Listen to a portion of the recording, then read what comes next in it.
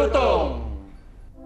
Ya baik, kita bersama dengan rakan kita Ernie Safina. Assalamualaikum. Waalaikumsalam warahmatullahi wabarakatuh. Selamat pagi Intan dan Wali Mall. Ya, Ispali ini astagfirullah. Ernie. Ernie, apa kabar pagi ini Ernie? Ya, syukur Alhamdulillah sihat walafiat. Ya, semua yang bertugas, rakan-rakan yang bertugas pagi ini semuanya sihat. Cuaca juga dalam keadaan mengizinkan, cerah pagi. Alhamdulillah, gembira mendengarkannya. Ernie, selamat tahun baru 2026. Apa azam di tahun baru ini Ernie? Ya, azam tahun baru, Indah menyatakan azam ya, Indah menetapkan azam. Tetapi seperti biasalah meneruskan kehidupan seperti biasa. InsyaAllah. InsyaAllah. Ya, jadi ni Ernie ya, tadi kita ni tanyakan kepada Ispali ini mengenai dengan apa yang ingin di restart di tahun ini. Kalau Ernie sendiri mungkin restart dari segi menghantar anak-anak sekolah mungkin, memandangkan hari ini ya, hari pertama sekolah. Mungkin boleh dikongsikan sedikit ni Ernie. Ya, kalau untuk apa yang ingin di restart tahun ini, seperti biasalah ya, mengantar anak-anak sekolah memang perlu di restart lah bagaimana waktu-waktu ataupun jam-jam kita ni bangun, mempersiapkan anak sekolah. Tetapi yang kalau poin yang benar-benar yang ingin di restart ialah mengurangkan kilo. Oh. Jadi apa strateginya tu Ernie untuk mengurangkan kilogram tu? Ya, macam biasalah Wali Mall ya, mengamalkan ataupun konsisten dalam bersukan, walaupun hanya dalam sehari itu mengambil masa 30 minit. InsyaAllah ya akan dikuatkan semangat untuk merestart mengurangkan kiloan ni Wali Mall. InsyaAllah ya. Tapi pada bulan lepas rasanya ya kita ni ada bermain badminton bersama bersama dengan Ernie. Jadi rasanya kita ni boleh restart kali lagi ya untuk kita main badminton bersama ya Ernie. Tepat, betul sekali ya. Wah, jadi cemburu saya, carilah waktu yang sesuai ya. Boleh. Cari masa yang sesuai. Jangan lupa untuk jemput saya beraktiviti sukan bermain badminton dan bersama. Okey, baik, itu yang ingin di restart untuk tahun ini. InsyaAllah mudah-mudahan berjaya ni. Ernie, kita serahkan kepada Ernie sekarang untuk bersama dengan penonton kita membawakan perkongsian dari daerah Tutong. Silakan. Baik, terima kasih Wali Mall dan Nur Intan. Assalamualaikum warahmatullahi wabarakatuh. Salam sejahtera dan selamat pagi diucapkan kepada bis kita yang menyaksikan lintas langsung dari daerah Tutong ya. Alhamdulillah kita dapat bersua pagi ini. Ada satu info semasa dan juga satu pengisian pakej program akan dibawakan. Baik, kita mulakan dulu berkongsi mengenai dengan iklan ruang-ruang gerai makan di bangunan milik Jabatan Bandaran Tutong. Jabatan Bandaran Tutong membukakan peluang kepada syarikat-syarikat franchise, syarikat persendirian dan orang awam yang berkeinginan untuk menyewa ruang-ruang gerai makan yang kosong di Gerai Selera Tutong. Ya, jadi bolehlah mengisikan borang tawaran tersebut dan boleh diperolehi di kaunter bahagian perlesenan dan percukaian yang sudah pun dibuka sejak 24 Disember 2025. Dan untuk makluman bis kita juga, tarikh tutup bagi mengembalikan borang yang lengkap diisi ialah 21 Januari 2026 ya. Jadi borang-borang yang lengkap diisi hendaklah dimasukkan ke dalam sampul surat yang tertutup dengan menulis bilangan tawaran, nama tawaran dan tarikh tutup tanpa membubuh sebarang pengenalan pemohon ya ataupun syarikat. Jadi saya ingatkan sekali lagi, tarikh tutup bagi mengembalikan borang tersebut ialah 21 Januari 2026. Jadi itulah satu info semasa dan seterusnya kita beralih untuk menyaksikan pakej program yang kami hidangkan untuk anda edisi hari ini dari daerah Tutong.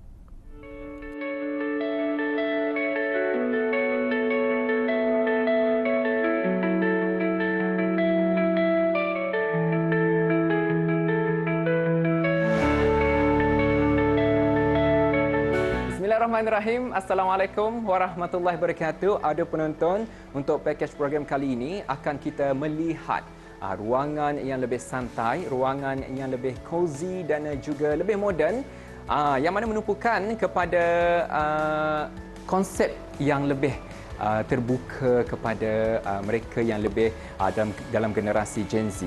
Jadi inilah dia akan kita bawakan bersama dengan seorang belia pengusaha kafe yang ada di sekitar Kampung Keriam ini yang akan membawakan cerita mengenai dengan ruangan dalaman kafe beliau, mengapakah tema tersebut dipilih dan banyak lagi cerita yang akan dikongsikan. Untuk itu, teruskan kisah ada bersama saya.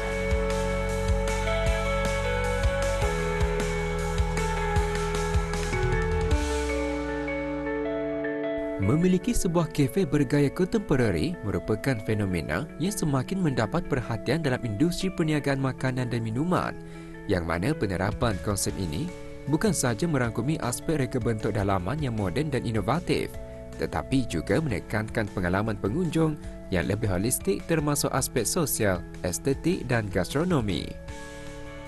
Kafe bergaya kontemporari seperti mana yang ditampilkan oleh Muhammad Fahmi Haji Bahrain, pemilik sebuah kafe di Kampung Keriam, mahu menampilkan sebuah ruang interaksi sosial yang mencipta suasana santai namun tetap elegan sesuai dengan kehendak pelanggan masa kini yang mencari persekitaran yang bukan sekadar tempat makan tetapi juga tempat untuk berhubung dan mengekspresikan diri. Baik penonton, Alhamdulillah inilah dia Awang Muhammad Fahmi, berusia masih 19 tahun, masih lagi muda tapi mempunyai cita-cita yang besar dalam mengusahakan kafe beliau. Jadi apa yang menarik perhatian saya adalah ruangan dalaman ataupun interior kafe ini. Jadi Fahmi mungkin boleh kongsikan terlebih dahulu konsep yang diketengahkan ini, bagaimana, jelaskan. Kafe ini lebih kepada berkonsepkan contemporary di mana ianya lebih mengintegrasikan suasana santai dan tenang. Pengunjung-pengunjung kafe boleh relax dan merasa diri mereka sedang berada di ruang tamu rumah mereka sendiri. Saya pilih tema ini atas dasar refleksi diri saya sendiri yang sangat memerlukan ketenangan dan ruang rehat yang selesa setelah seharian sibuk dengan aktiviti harian. Baik, jadi macam mana awal timbul ilham untuk memilih konsep yang lebih santai dan juga yang lebih tenang, cozy, macam mana? Idea konsep ini lebih mengambil kira dari keinginan diri saya sendiri dan ahli keluarga yang sentiasa sibuk dengan aktiviti masing-masing, di mana kami memerlukan ruang santai yang tenang dan selesa dan diberikan layanan mesra tanpa sibuk-sibuk menyediakan hidangan. Jadi kalau dilihat pun memang jelas dan nyatalah konsep yang diketengahkan itu dalam ruangan kafe ini. Jadi kalau sebelum timbulnya idea untuk memilih interior yang lebih santai, adakah ada lain-lain idea yang lain sebenarnya untuk fokus? Mungkin sebenarnya nak buat tema hutan kah, kicauan kah, bagaimana? Tidak pernah, sebab semua ahli keluarga termasuk saya lebih mahukan konsep lebih santai dan tenang dengan bunyi air dan muzik yang ringan. Dengan adanya ruang sebegini, kami boleh berehat, berbincang dan bersembang dengan tenang dan selesa. Baik, jadi ada bunyi air. Maksudnya bunyi air itu macam mana? Dimainkan? Tidak, macam bunyi air dari kopi, dari matcha, dari bunyi yang dibuatlah yang macam natural macam itu. Jadi akan memecahkan kesunyian lah. Yes, betul. Tapi di samping itu je memang kena mainkan muzik lah. Betul, macam muzik yang tenang-tenang, yang chill-chill, yang boleh orang dengar bercerita lah macam itu. Pemahaman terhadap sesuatu konsep itu bukan hanya melibatkan aspek fizikal kafe semata-mata, tetapi juga meliputi trend dan perkembangan dalam cita rasa makanan, pemilihan menu minuman serta cara pengurusan operasi kafe yang efisien. Dalam konteks ini, kafe kontemporari yang berjaya bukan sahaja harus berupaya menyesuaikan diri dengan perubahan dalam cita rasa, tetapi perlu juga memastikan setiap aspek operasi berjalan dengan lancar bagi memberi kepuasan dan pengalaman unik kepada pelanggan. Bersesuaian dengan konsep bergaya kontemporari, kafe ini direka dengan menampilkan elemen-elemen reka bentuk yang bersih, cozy serta susun atur yang mengutamakan keselesaan dan interaksi sosial dengan pencahayaan yang sesuai dan suasana yang santai namun bergaya. Tambahan lagi dengan penyediaan board dan card games, diberagamkan pula dengan kehadiran permainan-permainan tradisional seperti pasang, menambahkan lagi keunikan pada kafe berkenaan yang turut mengetengahkan permainan warisan negara. Baik, jadi kalau di ruangan kafe ini, apakah spotlight ataupun tempat yang boleh orang ambil gambar? Kan masa ni kan anak-anak muda kalau ke kedai kafe kah, mesti ada spot yang sesuai untuk bergambar. Bagi saya, semua sudut di kafe ini sangat menyerlah di luar dan di dalam kafe. Pengunjung-pengunjung boleh memilih di setiap sudut kafe untuk berehat, bersembang, mengadakan discussion, group work assignment, dan juga mengambil foto-foto mereka lah untuk diorang post arah IG, TikTok. Baik, jadi kalau dilihat daripada segi pemilihan warna ruangan dalaman, kalau saya lihat ia lebih kepada moden, putih, hitam. Masa ni memang lebih suka warna macam tu. Jadi kalau kafe ni bagaimana? Apa yang saya cakap tadi, kami mengkonsepkan tenang dan santai. So, pemilihan warna saya serahkan kepada ibu saya yang sangat mementingkan kebersihan, kekemasan dan ketelitian. Beliau memilih warna hitam dan putih, tetapi memasukkan juga warna hijau-hijauan untuk menimbulkan warna-warna kontras. Jadi itu adalah maksud di sebalik pemilihan warna. Baik, jadi kalau saya ingin bertanyakan juga lah pendapat Fahmi sendiri. Mungkin ada idea yang bernas lah untuk berkongsi kalau dipilih antara ruangan yang menarik, yang santai, yang cozy dengan ataupun kualiti produk, mana satu yang lebih penting? Bagi saya semuanya penting kerana semua faktor ini akan membuat pelanggan datang lagi.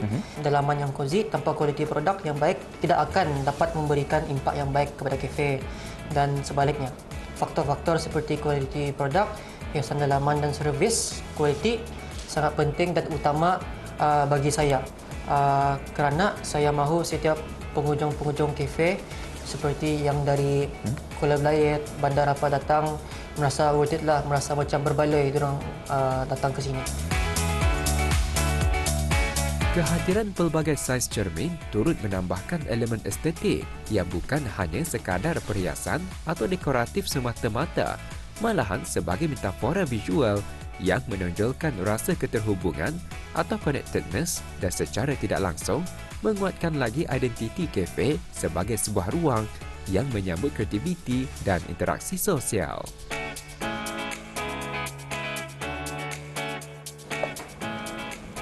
Alhamdulillah, ada penonton, dapat kita dengarkan sebentar tadi perkongsian daripada pemilik kafe ini, yang mana memang betul lah apa yang menariknya adalah cermin berada di, boleh dikatakan, setiap sudut. Bolehlah kita ni OOTD dan juga melambangkan nama kafe ini sendiri. Jadi apa yang kita harapkan agar audio di luar sana terinspirasi khusus pada audio yang mungkin saja ingin berjinak-jinak dalam perniagaan kafe dan terfikir apakah interior design yang patut diketengahkan. Jadi mungkin ini adalah salah satu idea ataupun inspirasi buat audio. Sekian ada penonton. Assalamualaikum warahmatullahi wabarakatuh. Jumpa lagi.